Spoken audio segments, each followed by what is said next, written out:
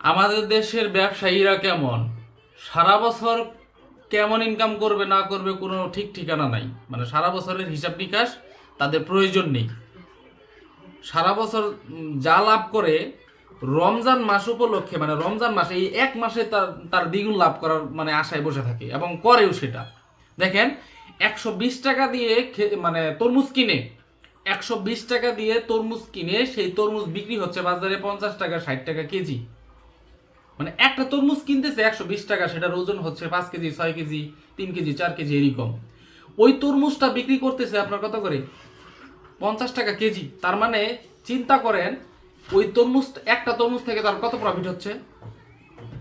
300 থেকে 400 টাকায় একটা তরমুজের মধ্যে সে লাভ করতেছে। ভাই এত টাকা কি করবে সে?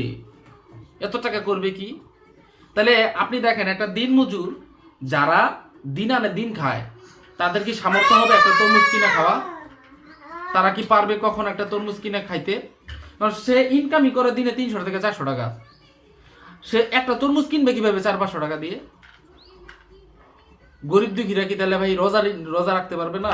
মানে রোজা কি, রোজা রাখলেও তৃপ্তি সহকারে কোনো কিছু খাইতেও পারবে না?